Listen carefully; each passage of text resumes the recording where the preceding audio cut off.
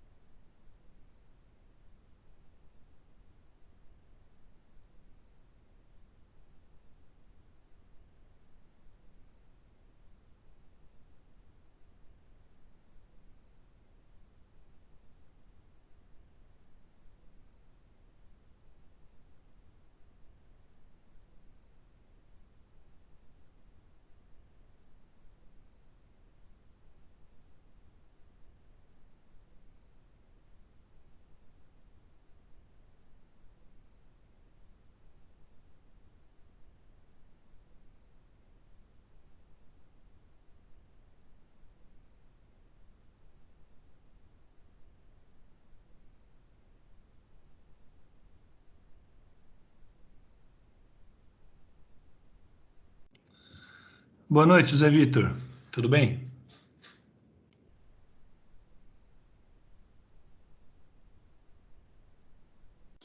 Boa noite, professor. Tudo bem, e você? Tudo bem por aqui. Bom, já que você está aí, vamos começar nossa aula, né?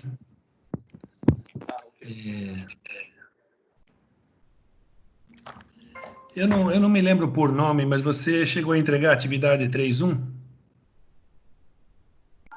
Entreguei Acho que sim, sim, né? professor. Enviei para o senhor ontem à noite. Certo, tudo bem. Então, vamos lá, vamos tentar resolver as questões da 3.1, né? Aliás, como eu citei, né, é sobre cavitação, que é um tema extremamente importante, né, para quem lida com bombas, né? Extremamente importante cavitação. Eu citei isso para vocês na aula passada, né? E espero que você tenha aí entendido os conceitos que estão embutidos aqui nesse assunto aqui, né? De cavitação e tudo mais, né? Bom, então vamos dar uma olhadinha. Eu vou ler a primeira questão e vamos tentar resolvê-la, então. Primeira questão. A cavitação é um problema operacional que pode ser observado nas máquinas de fluxo.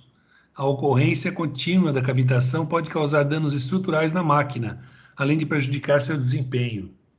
Sobre a cavitação em máquinas de fluxo, são feitas as seguintes afirmações.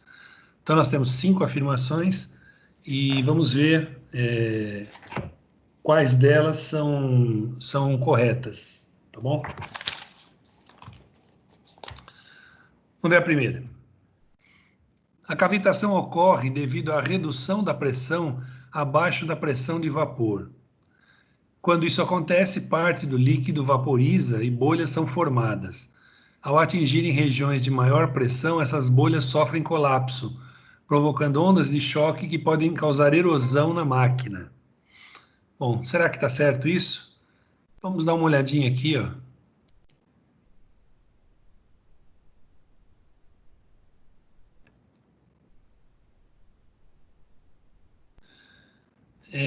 Bom, vamos ver o que acontece aqui, ó. Vamos só ler o que está escrito aqui, que acho que isso responde a nossa dúvida, né?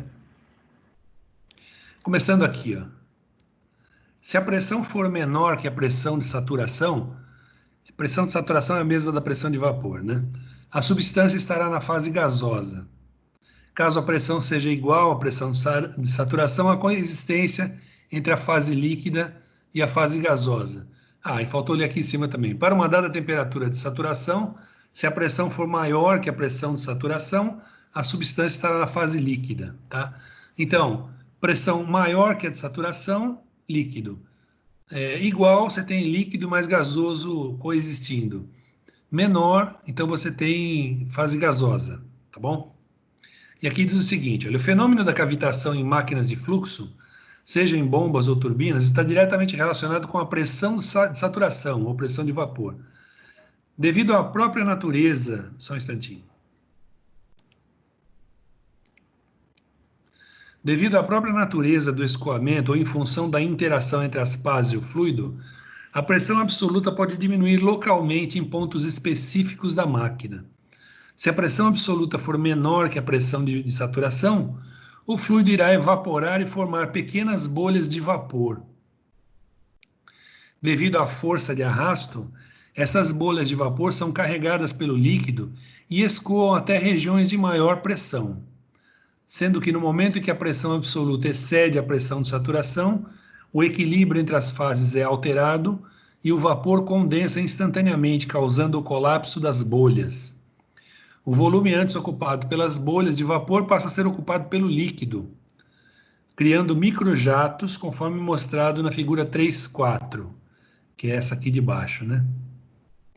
Quando o colapso das bolhas ocorre próximo às superfícies da máquina, o choque dos jatos a alta velocidade com as paredes provoca acentuados picos de pressão, causando danos estruturais que desgastam a superfície, principalmente do rotor. A repetição contínua desse processo de desgaste por erosão pode levar à falha dos componentes da máquina, tá? Bom, então se nós olharmos aqui, é exatamente isso que está escrito aqui, tá bom? Então nós podemos deduzir que a primeira afirmação está correta. Tá? A primeira afirmação está correta. Vamos dar uma olhadinha na segunda agora. A cavitação ocorre quando a pressão na sucção do equipamento é menor que a pressão atmosférica, provocando entrada de ar na máquina. Essa está incorreta. Exatamente, exatamente. Incorreto. Muito bom. Se vocês puderem participar comigo, seria muito bom, viu? Então a segunda está errada, tá certo? Não é menor que a pressão atmosférica, não é isso, tá bom? Então, a primeira certa, a segunda errada. Vamos ver a terceira. O NPSH requerido representa a quantidade mínima de energia que deve existir na sucção da máquina para que não ocorra cavitação. Só um minuto. Essa está correta. Tá correto, né? Mas vamos dar uma confirmada nisso.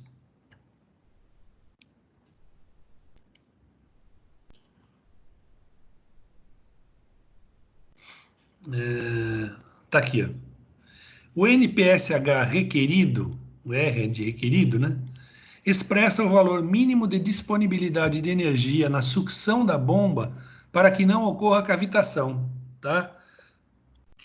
Ou seja, o que nós temos que ter, essa equação deve ser respeitada, ou seja, nós temos que ter o NPSH requerido, ou melhor, o disponível sempre maior que o requerido, tá certo? Sempre maior que o requerido.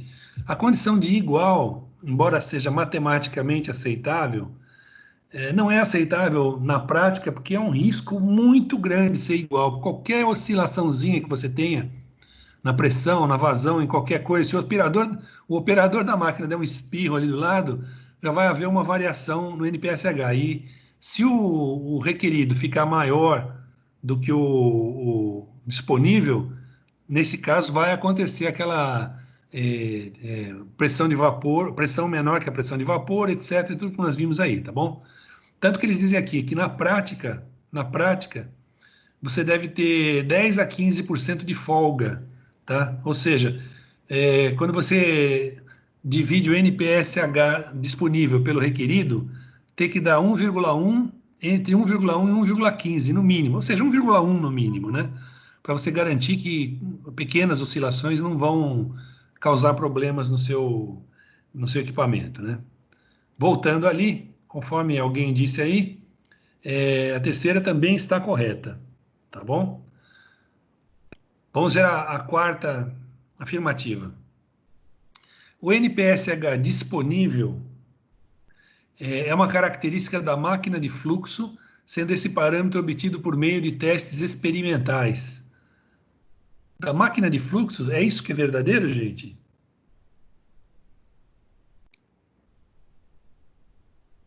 Vamos dar uma olhadinha aqui, ó. Ó, o NPSH disponível, ele leva em conta o quê, ó? A pressão, a velocidade, a pressão a pressão na entrada e na sucção, né?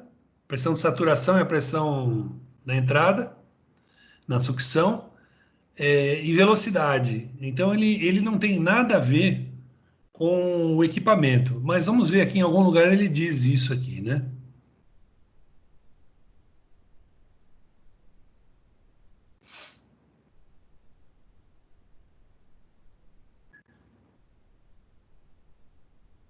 Aqui, ó. O NPSH disponível é um parâmetro característico da instalação e independe da bomba utilizada, tá? Então isso tem a ver com o nível vamos supor que você esteja succionando água para levar para um tanque, né? Nível da água, a velocidade que você vai colocar lá para a bomba, as pressões disponíveis, né? A altitude do local onde você está usando, ou seja, ao nível do mar é uma coisa, se tiver a 3 metros de altitude é outra coisa bem diferente, né? Então, voltando ali na nossa questão, tá? A quarta está errada, porque ele não é uma característica da máquina, é da instalação, tá bom? Quinta afirmação. Para que não ocorra cavitação, o NPSH disponível na descarga de uma bomba deve ser maior que o NPSH requerido pelo equipamento. Tá certo ou tá errado isso, gente? O que vocês acham?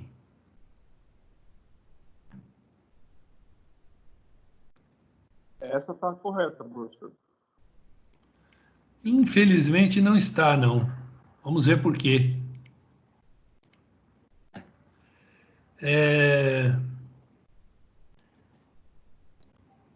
Aqui, ó. Você deve.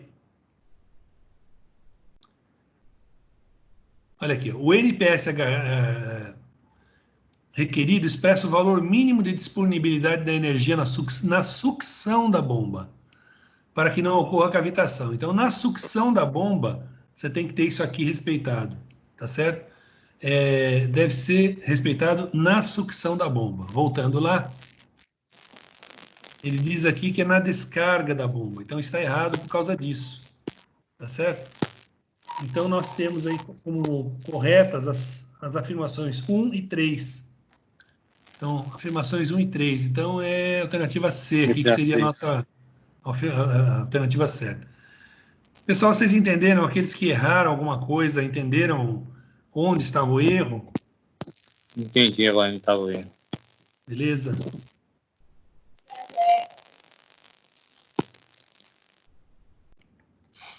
Vamos para a segunda questão agora. A cavitação em bombas centrífugas acontece quando a pressão é reduzida localmente abaixo da pressão de saturação do fluido. Lembrando que essa pressão de saturação também é chamada de pressão de vapor, né? O parâmetro de projeto utilizado para verificar a ocorrência da cavitação é o NPSH, que quantifica a energia mínima que deve existir na sucção da bomba. Veja bem, na sucção da bomba, então aqui já aproveito para responder aquela pergunta também, né? Para que o fluido não mude de fase, né? Para que o líquido não vire vapor, né? Quando o NPSH disponível em uma instalação com bomba afogada é insuficiente para evitar a cavitação, esse parâmetro pode ser aumentado como, né? Então a dúvida é essa, ou seja, para evitar que haja cavitação, você chegou à conclusão de que o NPSH disponível está menor do que o requerido, então vai haver cavitação com certeza, tá? Então o que você tem que fazer? Você tem que mudar o seu NPSH, tem que aumentar o NPSH, tá? E nós estamos falando de uma bomba afogada, que ele fala aqui em algum lugar, né? Disponível a instalação com bomba afogada é insuficiente. Então, como é que nós vamos fazer isso? Tá bom? Então, vamos dar uma olhadinha aqui, ó.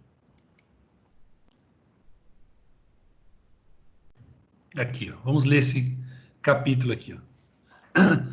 Nas instalações em que o NPSH disponível é menor que o requerido, são necessárias modificações para garantir que a cavitação não ocorra.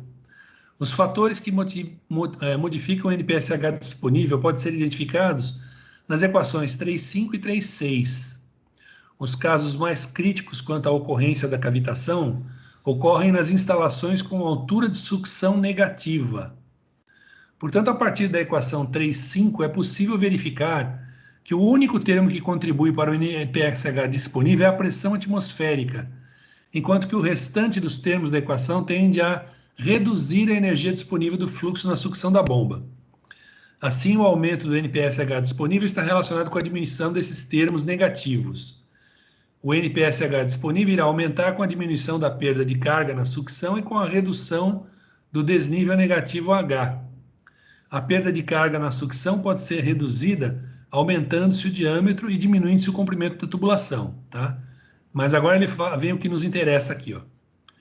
No caso de instalações com bombas afogadas ou com sucção positiva, o NPSH disponível pode ser aumentado pela elevação do desnível H entre a superfície do tanque e a sucção da bomba. A distância H também é chamada de submergência da bomba. Então, resumindo, o que nós podemos fazer? Nós podemos aumentar a submergência da bomba. Tudo bem? Isso é o que pode ser feito no caso da bomba afogada. Vamos voltar lá. Então ele diz aqui, ó, reduzindo o diâmetro da tubulação de sucção e a submergência da bomba. Não, aqui tem que ser aumentada, né? Aumentando o diâmetro da tubulação de sucção e reduzindo a submergência. Não, está errado aqui, né? Reduzindo o diâmetro da tubulação de sucção e aumentando a submergência. Bom, isso aqui está certo. Mas reduzir o diâmetro da tubulação vai fazer com que aumente a perda de carga. Então, uma coisa vai compensar a outra e você não vai ganhar nada. Então, está errado essa alternativa. Aumentando o diâmetro da tubulação de sucção e a submergência da bomba, ou seja, aumentando os dois. Tá certo, essa é a alternativa certa. Vamos ver aí agora. Aumentando a submergência da bomba e a perda de carga da tubulação de sucção. Isso é uma idiotice, né? Aumentar a perda de carga. O cara foi muito explícito num negócio absurdo aqui, né? Então, a alternativa correta é a D. Certo? Vitor, acho que você acertou pelo que você disse aí, né? José Vitor.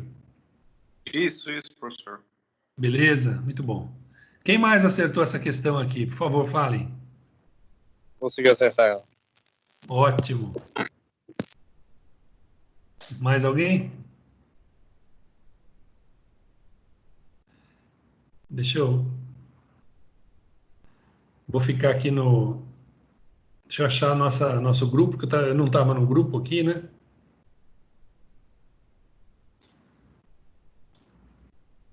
Tá aqui. O resto está todo mundo dormindo, né? Tá bom, não tem problema. Vamos lá. Vamos para a questão número 3 agora. Tá? A figura 3.9 a seguir apresenta curvas de NPSH em função da vazão de operação de um sistema de bombeamento. Esse tipo de curva é utilizado no projeto de sistemas hidráulicos, com o objetivo de evitar a ocorrência do fenômeno de cavitação nas bombas centrífugas. Então, nós notamos aqui uma curva que mostra em Y o NPSH, tá? E aqui nas abscissas nós temos a vazão, né? Então, nós temos uma curva que é crescente, a curva A, e outra curva que é decrescente, que é a curva B. E um ponto de cruzamento, onde o autor colocou aqui Q0, batizando isso aqui de Q0. Bom, o que ele pergunta é o seguinte: as curvas A e B apresentadas no texto base representam respectivamente o quê, né? A e B representam o quê, né? Então, obviamente, uma é NPSH requerida e outra é disponível. E o que é o Q0? Basicamente é isso que ele está perguntando, né? Então, vamos dar uma olhadinha no que nós temos aqui, ó. Nós temos uma curva aqui que mostra curva característica de NPSH requerido, né, para uma bomba centrífuga. Então, note que nós temos aqui o seguinte, ó, conforme a vazão aumenta, o NPSH requerido também aumenta, tá bom?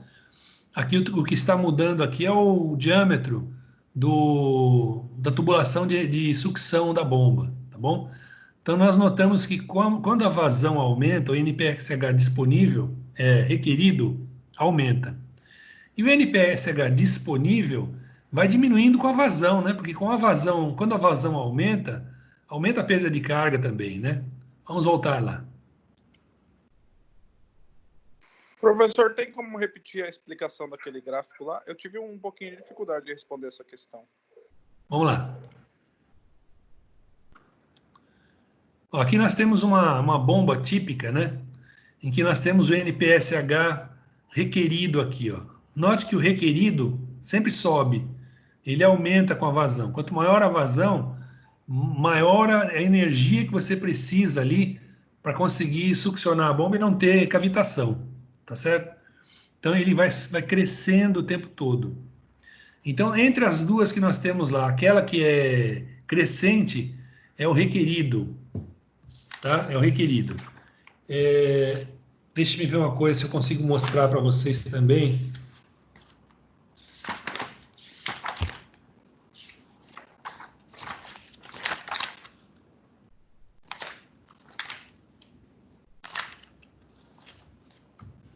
Não, acho que só isso aqui já é suficiente. Voltando lá, você entendeu isso aqui, José Vitor?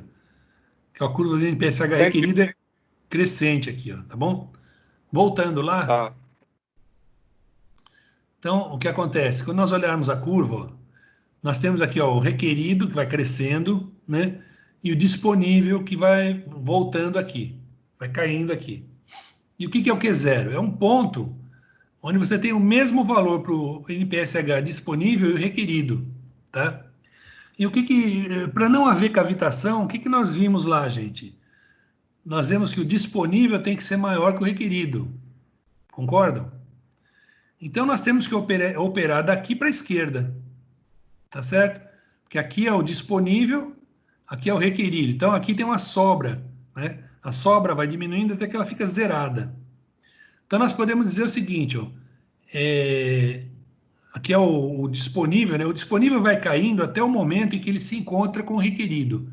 A partir daqui, se você colocar qualquer vazão acima daqui, vai haver cavitação. Vai haver cavitação. E quanto mais para frente, pior vai ser a cavitação, tá? Então, a formação de bolhas vai ser com uma violência muito maior, e aí a probabilidade de você causar danos ao seu equipamento aumenta exponencialmente conforme você vem para frente aqui, ó, tá bom? Se nós, inclusive, nos lembrarmos daquilo que nós vimos lá no NPSH, deixa eu ver onde é que estava aquilo. Aqui, ó. Não só ele tem que ser maior, mas de preferência 10 a 15% maior, né? Então, se nós voltarmos lá para a nossa curvinha que nós vimos aqui, ó, o ideal não é nem esse ponto, é um pouquinho para a esquerda aqui, ó, é daqui para trás que nós temos que estar, tá certo? Bom, então, diante do que nós vimos lá, vamos ler as alternativas aqui, ver qual delas que é a certa aqui, né? Então, alternativa A, então ele diz, respectivamente, A e B, o que são, né? Então ele diz, a seria NPSH requerido, que está correto, e a B seria NPSH disponível, também está certo. Sendo que zero a vazão máxima de operação sem cavitação. Está correto. Então, a afirmação A foi o que você marcou? Eu só estava em dúvida em relação se era a vazão máxima ou mínima. E aí eu estava pensando, né, será que eu considero o NPSH requerido ou disponível para saber? Porque se fosse o disponível, né, por exemplo, é como se fosse a vazão mínima. Mas eu acho que tem que pensar no NPSH requerido, né? Sim, olha, você se lembra da equação que nós vimos lá que o disponível tem que ser maior que o requerido? Você se lembra disso, né? Sim. Então, se o disponível tem que ser maior que o requerido, nós temos que estar nessa faixa aqui, ó. Ó o disponível aqui, ó o requerido aqui, ó. Então aqui o disponível está maior que o requerido. Se passar daqui, vira o contrário. Aí o requerido fica maior que o disponível e vai haver cavitação, tá? Portanto, a máxima vazão aceitável para não haver cavitação é o Q0 que está aqui, ó. Acima disso, necessariamente vai haver cavitação. Ficou claro agora? Ficou, professor, ficou. Vamos ver as outras alternativas, o que tem de errado, né? A B. Então, a curva A seria o requerido, certo? A B seria o disponível, certo? E Q0 é a vazão mínima de operação. Não, não é isso. A C, a curva A seria NPSH disponível e NPSH requerido. Não, é o contrário, tá bom? Alternativa D, NPSH disponível e o requerido. Não, está errado também. Curva E, o requerido e disponível, sim, sendo que zero a vazão de operação do sistema. Não, errado, né? Porque isso aqui é a máxima. E como eu disse lá, como vocês viram naquela observaçãozinha dos 10 a 15%, você não deve operar nessa vazão aqui, tá? Porque ela é um ponto, ela representa um ponto extremamente instável, né? Matematicamente está correto, mas fisicamente ali na bomba mesmo, é muito instável. Qualquer coisa que aconteça ali pode mudar um pouquinho a pressão lá e dar um pouco de cavitação no sistema, tá? Tudo bem, gente? Alguém tem alguma dúvida sobre o que foi apresentado aqui? Não, professor. Em relação à questão lá do... faça valer a pena, né? O outro tópico. Faça valer a Esse que pena? está respondendo, faça valer a pena ou é o outro? Que é aquela questão... Ah, esse eu faço valer a pena. São as três questões aqui. Como Ó. é o nome do outro tópico que eu esqueci? Na prática. Isso, avançando na prática. Na prova vai cair uma questão assim também? Ou vai ser Olha, teórico? veja bem, a disciplina máquinas de fluxo é uma disciplina blended, tá? Ou seja, ela é mesclada, é mista. As próximas provas são todas feitas pela Croton, não sou eu que vou fazer. Mas é possível que caia, né? Então pode ser que eles perguntem algo assim, que façam algo mais teórico e tal, que dê uma conta para você fazer. Quer dizer, as questões sempre são de múltipla escolha, mas pode ser uma múltipla escolha como essas que tem aqui, ou seja, você tem que fazer contas e encontrar o resultado nas alternativas. Por isso eu recomendo fortemente que vocês refaçam essas questões aqui do avançando na prática e essa outra aqui também, né? Ah, olha aqui outra curva do requerido, né, que vai crescendo aqui e o disponível que vai baixando aqui também. Justamente no exercício como é que é o nome dele aqui? Sem medo de errar, tá? Que é onde ele está resolvendo o problema que ele apresentou no início da sessão. Então lá ele fala de um problema qualquer que você tem, né, como engenheiro dessa empresa, e aqui ele resolve o problema. Então é muito interessante que vocês acompanhem a resolução disso aqui. Ou melhor, em vez de acompanhar a resolução, seria interessante se vocês tentassem fazer isso aqui, vocês resolverem isso aqui, tá bom? E aí vocês vão conferindo com o que ele fez aqui para verificar onde que vocês erraram, onde vocês acertaram e tudo mais. E lembrando que eu estou à disposição de vocês também, né? Se precisar de qualquer coisa, tiver dúvida, coloque a dúvida lá no grupo, alguma coisa assim, que eu vou tentar responder para vocês. Tudo bem, gente? A próxima nota minha vai ser a nota do trabalho, mas prova eu não aplico mais para vocês. Agora eu não tenho mais nada a ver com nota com vocês. Tudo bem? Aliás, só para vocês saberem, eu vou, por orientação da faculdade, eu vou lançar hoje as notas da segunda parcial de vocês como a nota máxima, 1.500 pontos. Mas isso é só por causa de uma contabilidade que a empresa está precisando fazer sobre notas lá. Então ela precisa ver essas notas aí. Depois vai ser retificado com a nota que vocês tiverem no trabalho, tá? Então não vão ficar felizes, já ganhei 1.500 pontos. Não, isso é temporário só, viu, gente? Tá bom? É, Aí você podia deixar lá mesmo, professor. Para que ter dois trabalhos? Bota lá e deixa lá. podia, né? Eu garanto que a sua ideia agradou a todos os colegas aí, né? Mas realmente não pode ser assim, né? Infelizmente não. Vocês têm que aprender a estudar bastante mesmo e ficar craques nesse assunto aqui, né? E por falar nisso, vocês querem perguntar alguma coisa sobre cavitação, sobre essa sessão, sobre as questões? Alguém tem qualquer dúvida? Pode falar. Não tive dúvida na terceira questão, faça valer a pena, mas já foi resolvido já. Oh, que ótimo. Muito bom, Jailton. Quem mais? Mais Eu alguma errei, coisa? né, a primeira porque eu não, teve uma palavrinha lá que me confundiu. Mas agora que você já Certo. explicou, para mim ficou claro. Ficou claro, né? Ótimo, muito bom. Mais alguém? Por favor, falem. Ô, professor, porque meu computador deu problema, não estava querendo ligar, eu tive que pagar alguém para formatar e acabei perdendo a última aula. Então hoje está sendo tudo novo, eu vou procurar outra aula agora para assistir, entendeu? Isso, tá tudo lá no portal, né? Tá indicado no portal e no Eu, grupo eu tenho colocado também tenho link, colocado o link, né? Mas lá eu no portal, procurei, eu procurei no portal, não consegui achar não, nem a aula de hoje eu não achei. não, a de hoje não estava lá, é claro, né? Ela vai estar amanhã, tá? Mas a da última semana já está lá, com certeza. Você dê uma olhadinha lá, tá bom? Se não achar, você fala comigo de novo, Luiz. Tudo Eu acho bem? que, porque assim, eu procurei pela sessão 1 e na sessão 2. As aulas passadas também não acabei não achando, professor. Não, Não sei o que foi. não está na ordem, não. Você vai ter que olhar, veja na sequência, porque eu coloco as aulas e coloco a data da aula. Então você abre acho que a semana passada deve ter sido ou a 33 ou a 32. Entre lá e procure para ver qual era, tá bom? Ele deve levar em consideração a data. Sim, eu sei, mas aqui nós não estamos seguindo a data oficial das aulas para colocar as coisas lá. A orientação que eu tive da direção foi para colocar a primeira aula num determinado encontro lá, né? E aí, a partir daí, em cada aula, eu coloco no próximo encontro, no encontro seguinte.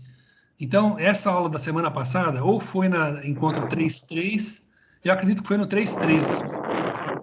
E essa semana vai para o 4.1, provavelmente. Tá? E, de qualquer maneira, se você não achar lá, é só me avisar que eu coloco o link no nosso grupo. Não tem problema nenhum. Tá bom, gente? Bom, vamos lá. Vamos falar um pouquinho da sessão próxima, que é a 3.2. Deixa eu interromper de novo. Vamos lá. No seu canal do YouTube, a data que tem lá do vídeo é a data da aula, né? Isso, exatamente. Facilita bastante, que aí, em vez de ir no portal, a gente pode ir já logo no seu canal, né? Que aí vai ter a data da aula. Beleza. Isso, é boa ideia. Eu não sei se dá para fazer isso, mas eu dou um nome lá nas playlists, tá? Tem as playlists. Então, uma das minhas playlists é máquinas de fluxo. Então, todas as aulas de máquinas de fluxo estão dentro dessa playlist. Vocês deem uma olhadinha lá, vocês vão encontrar. E amanhã, ou talvez hoje mesmo, hoje não vai dar, mas amanhã essa aula vai entrar também lá. Tá certo, gente? Bom, vamos dar uma olhadinha então aqui na seção 3.3. 3.2. Que é o assunto que vocês vão estudar essa semana, para me entregar as questões na semana que vem, tá bom?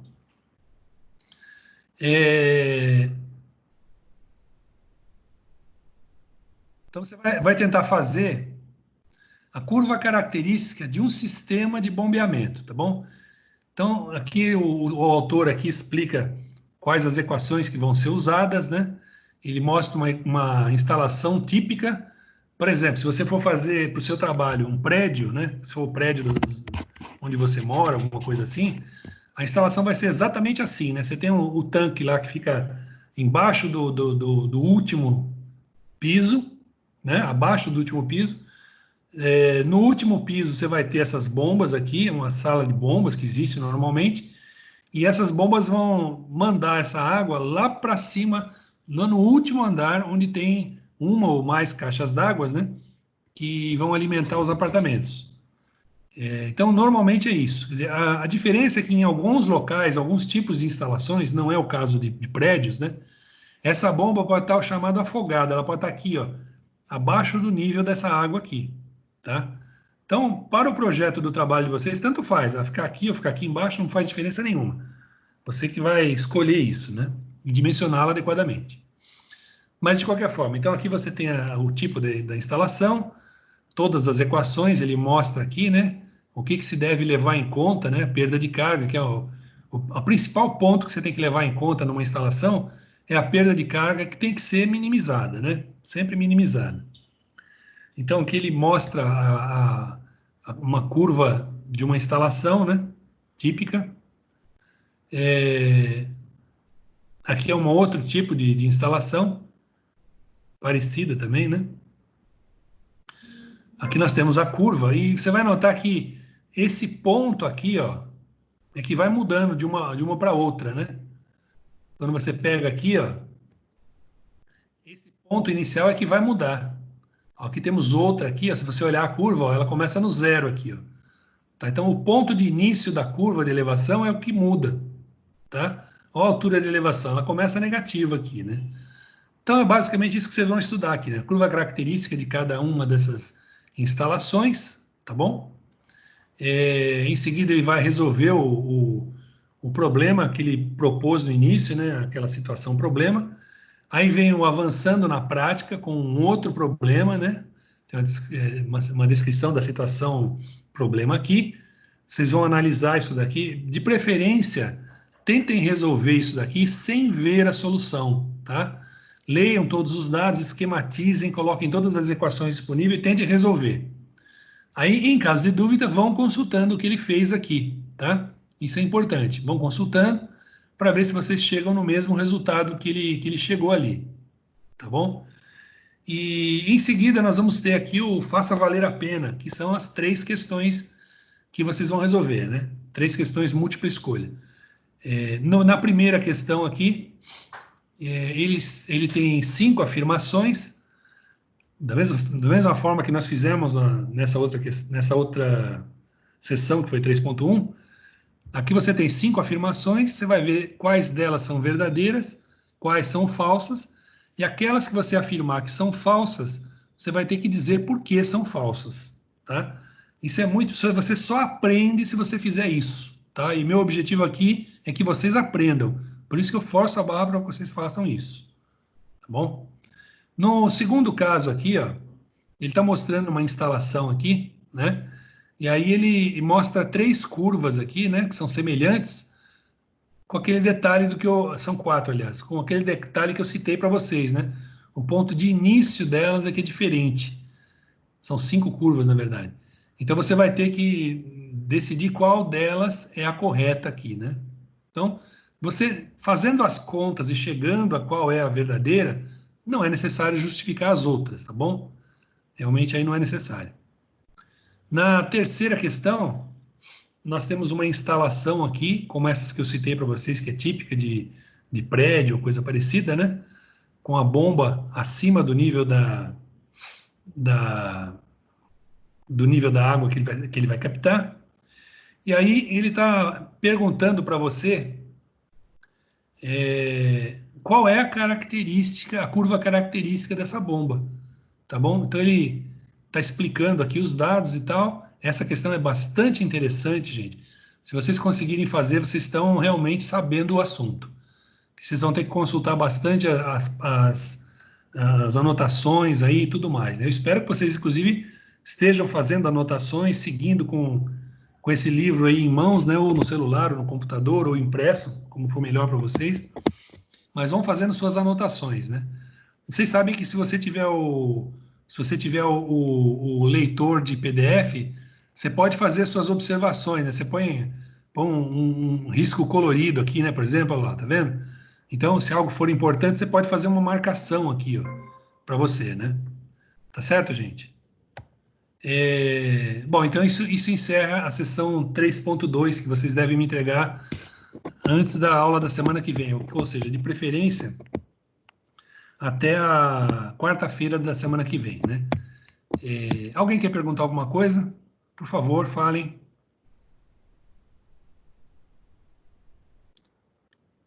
Nada, né? Bom, então eu quero perguntar. Quero perguntar a vocês o seguinte: como é que está o trabalho de vocês? Cada equipe já está conseguindo fazer direitinho? Vocês já definiram o seu projeto e já começaram a fazer o desenvolvimento? Como é que estão aí?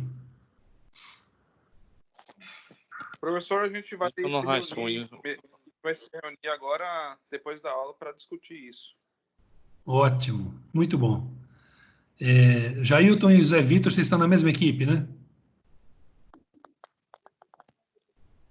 Não. Não? Estou com algum rascunho aqui, fazendo na mão, depois passar para o computador. Tá bom. E os demais aí? Nós devemos ter o quê? 2 ou 3 equipes? São quantas equipes? São 3? Eu nem me lembro. Vocês já passaram para mim a relação dos componentes das equipes? Eu não lembro, professor, mas a minha equipe é a mesma equipe que José Vitor, então Certo. fala a mesma língua aí. Tá bom, então eu vou pedir um favor a vocês, ou você, o Berlão, ou o Zé Vitor, passa para mim um e-mail, ou pode até ser no WhatsApp, se vocês quiserem, com a relação dos componentes da equipe e também o tema, né? O que vocês estão fazendo para o trabalho. E os outros aí, deixa eu ver, vou perguntar para cada um aí. Christian, tá me ouvindo, Christian? Fale comigo. Estou ouvindo. A sua equipe já decidiu o que vai fazer? Como é que está o andamento do projeto? A gente vai começar a fazer nesse final de semana. Que eu estava meio embolado com... porque eu estava meio embolado com o TCC, que eu estava sem computador. Aí estava na correria aqui. Sei. Olha, eu quero lembrar a vocês que falta menos de um mês, né? Faltam 4 semanas para vocês entregarem o trabalho, né? Então dá menos de um mês, dá 28 dias. Vocês desperdiçaram mais de 2 meses até agora. Então agora, se vocês não gastarem bastante tempo fazendo esse trabalho, vocês não vão conseguir. Depois não venham dizer, porque não deu tempo, o professor adia mais uma semana. Não vai haver adiamento da data de entrega, tá bom? Vamos ver o próximo aqui. Jailton, você me disse que está com uma equipe. Quantos tem na sua equipe? Você sabe? Sou eu e mais 2. O nome e não agora não lembro. Bom, então faz o seguinte, manda para mim depois os nomes dos componentes e o tema que vocês escolheram. Christian, mesma coisa, viu? Luiz Fernando, como é que tá aí? Como eu disse, professor, minha máquina não estava muito boa. Aí eu tinha que correr para fazer TCC. Eu estava incomodando os outros para fazer na casa dos outros, entendeu? Aí o rapaz ajudou o computador ontem. Aí, como eu disse, senhor, a minha primeira aula com o senhor é hoje aqui assistindo, entendeu? Eu usava mais o computador da faculdade, mas tá fechado aí. Certo. E a sua equipe, como é que tá? Tá, mas eu já pedi para eles organizando, entendeu? Planejando, procurando alguém que morasse em prédio para poder fazer uma análise do que eles já tinham lá, entendeu? Tá bom. Então, ou você ou alguém da sua equipe, mande para mim a relação dos componentes e do tema, tá bom? Isso é bastante importante, tudo bem? Tranquilo. Márcio, sua vez agora. Professor Márcio está sem microfone, mas ele está na minha equipe. Está na sua equipe? Tá bom. Então, um de vocês, como você já sabe, vai mandar para mim, então, a relação dos membros e do tema, tá? Que vocês estão desenvolvendo. O Marcos Cardeal. Professor, eu estou no mesmo barco aí de Oberlin aí, ok, e Vitor. Você está na mesma equipe deles? Positivo. Tá bom, então. Oberlan já falou também. Wagner. E aí, Wagner, como é que tá? Mesma equipe de Oberlin aí. Certo. Tá bom. E parece que tinha entrado um aqui, mas ele desistiu, saiu aí. Walter, se não me engano. Bom, de qualquer forma, vocês querem perguntar alguma coisa sobre o trabalho, sobre qualquer coisa aí? Fiquem à vontade. Aproveitem a oportunidade que nós estamos aqui conversando, né? Alguém quer perguntar alguma coisa? Bom, então eu vou falar um pouquinho aqui. Ó, gente, vocês estão, eu acredito, vocês estão na regra, vocês não são diferentes dos outros alunos que eu tenho, tá bom? Só para vocês saberem isso. Então, vocês merecem bronca, assim como eles também merecem.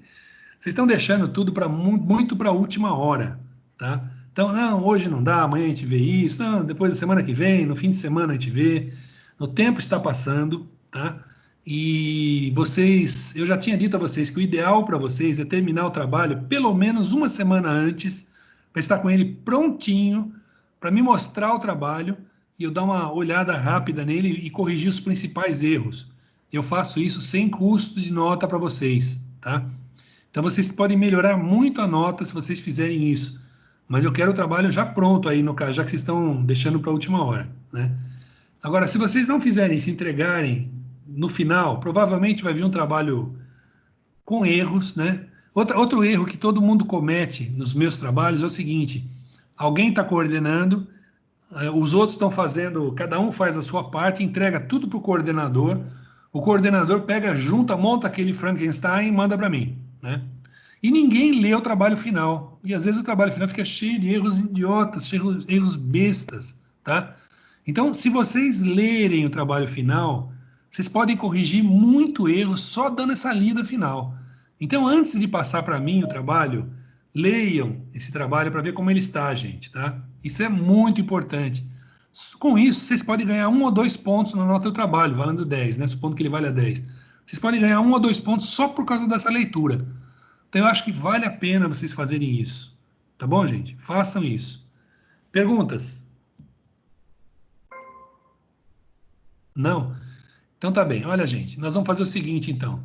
A nossa aula vai até 19h55, mas eu estou encerrando a aula agora porque eu já falei do que eu tinha que falar e já encerramos a discussão sobre o 3.2, o 3.1 e tudo mais, e trabalho também, né? Mas, de qualquer maneira, se vocês quiserem ficar dentro desse ambiente para conversar, fiquem à vontade.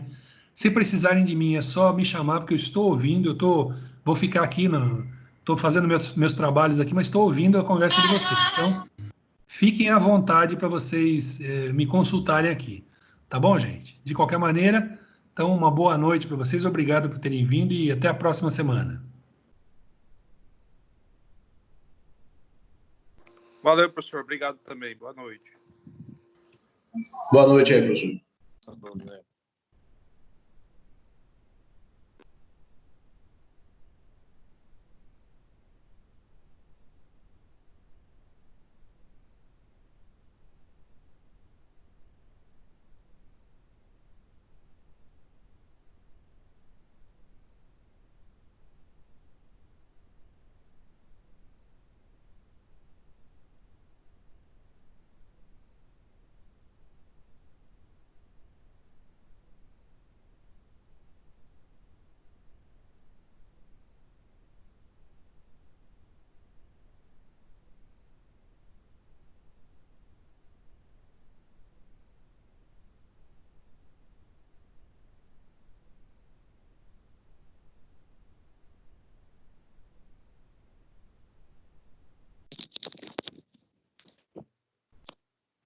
Professor,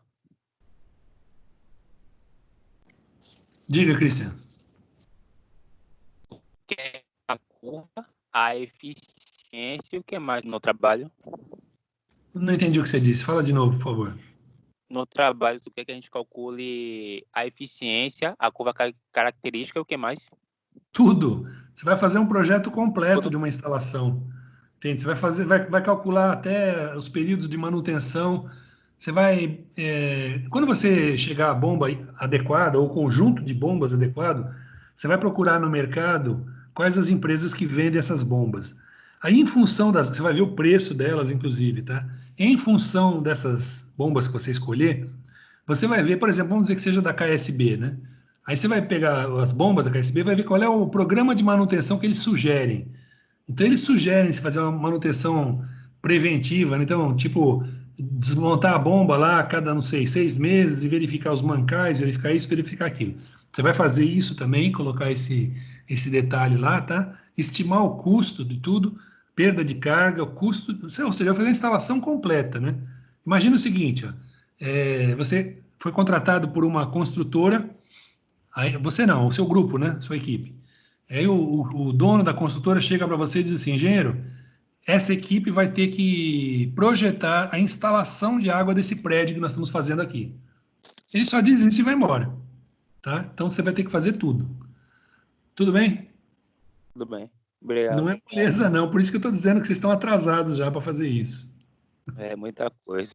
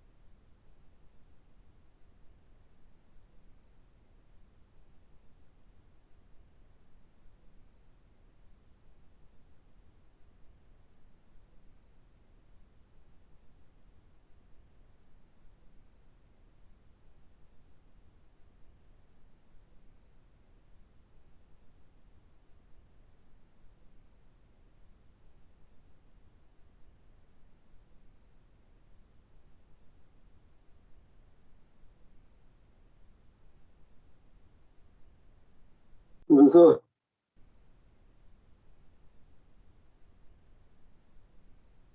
Professor?